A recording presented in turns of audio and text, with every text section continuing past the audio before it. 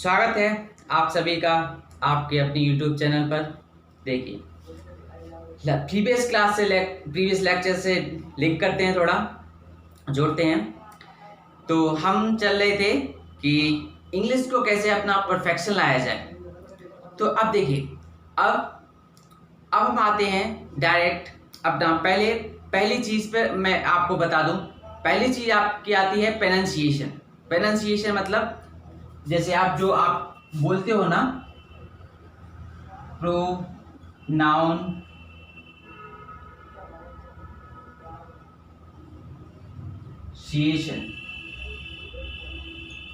ठीक है। ये जो प्रोनाउंसिएशन है, ये एक्चुअल में प्रोनाउंसिएशन नहीं है।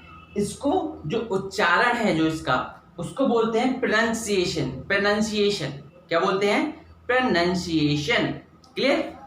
तो ऐसे ही बहुत सारे वर्ड है डिक्शनरी में, हमारी डिक्शनरी में, जिसका प्रोनाउंसिएशन क्लियर होना चाहिए। नहीं तो आप एक्चुअली अगर आप कहीं पर भी जाएंगे इंडिया में या फिर फॉरेन कंट्रीज में, ओवरसीज, अमेरिका, इंग्लैंड, यूरोप, कहीं पर भी इंग्लिश की बेसिक नीड होनी ही है।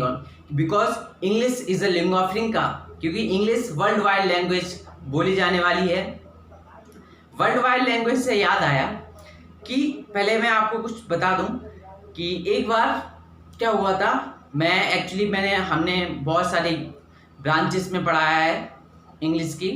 तो वहाँ पर एक बार एक अंकल जी आए, उनके साथ उनका बेटा था।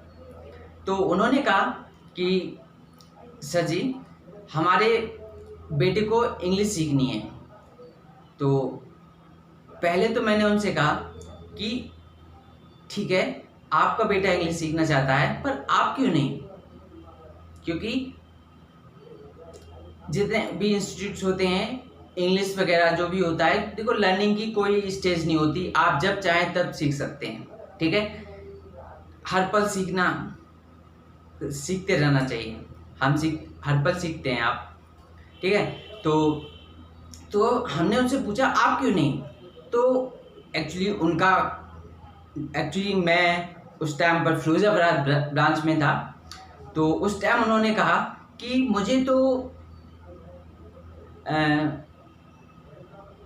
चूड़ियों का मेरा बिजनेस है, मुझे कौन सी चूड़ियाँ इंग्लिश में बेचनी है। तो ठीक है, हो गया। हमने कहा ठीक है, जैसी आपकी इच्छा। तो उन्होंने अपने बच्चे का एडमिशन कराया और उसके बाद दिल्ली में एक ट्रेड फेयर हुआ। तो वहाँ पर वर्ल्ड वाइड के दुनिया के बहुत सारे डेलीगेट्स आए हुए थे, अलग अलग कंट्रीज से बहुत सारे लोग आए हुए थे। तो जब वहाँ पर देखा उन्होंने कि जितने लोग थे, ज़्यादातर लोग अपनी जो बातें जो रख रहे थे, वो क्या कर रहे थे? इंग्लिश में रख रहे थे। वो सब इंग्लिश में बातें कर रहे थे। तब उनको समझ में आया कि हाँ, इंग्लिश तो बहुत ज़रूरी है। बिकॉज अगर मैं आपसे कहूँ कि एक बार क्या, ठीक है, तो इंग्लिश बहुत ज़रूरी है। और इससे पता आपका ये भी पता चलता है कि आप किस टाइप के पर्सन हैं। जैसे कि एक बार मैं ट्रेन में सफ़र कर रहा था। तो ट्रेन में सफ़र करते हुए मैं बैठा हुआ था। तो एक लोगों के हाथ में टाइम्स ऑफ इंडिया था और दूसरे पर्सन के हाथ में दूसरा अखबार था, ठीक है, हिंदी का टाइम। ठीक है, अब मैं उस हिंदी का अखबार, ठीक है, हिंदी का अखबार पढ़ें, आप इंग्लिश का अखबार पढ़ें, कोई दिक्कत नहीं है, मुझे कोई प्रॉब्लम नहीं है किसी से, क्योंकि हमें दोनों से ज्ञान मिलता है। लेकिन तो वो इंग्लिश का अखबार पढ़ रहा था, वो हिंदी का अखबार पढ़ रहा था।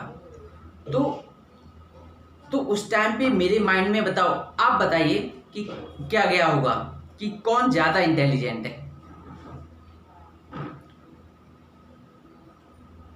ऑब्वियसली इंग्लिश वाला, क्योंकि उसको हिंदी तो आती है। ठीक है, वो बंदा हिंदी क्यों पढ़ रहा था? क्योंकि उसको हिंदी में समझ में आता है। ठीक है, उसकी हिंदी क्लियर है। हिंदी अच्छे से समझ में आती है, हमारी मातृभाषा है, ठीक है, हमें अच्छे से उसको अच्छे से आती है, ठीक है। तो मैं मातृभाषा को सलाम करता हूँ। उसके बाद आगे बढ़ते हैं।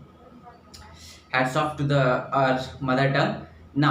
तो उसके बाद अगर हम इंग्लिश की बात करें तो उसका इम्प्रेशन मुझ पर अच्छा पड़ा कि मुझे लगा हाँ ये इंटेलिजेंट बंदा है, इसको हिंदी भी आती है और इंग्लिश पढ़ना जानता है, कुछ एजुकेटेड पर्सन, ठीक है, ठीक है।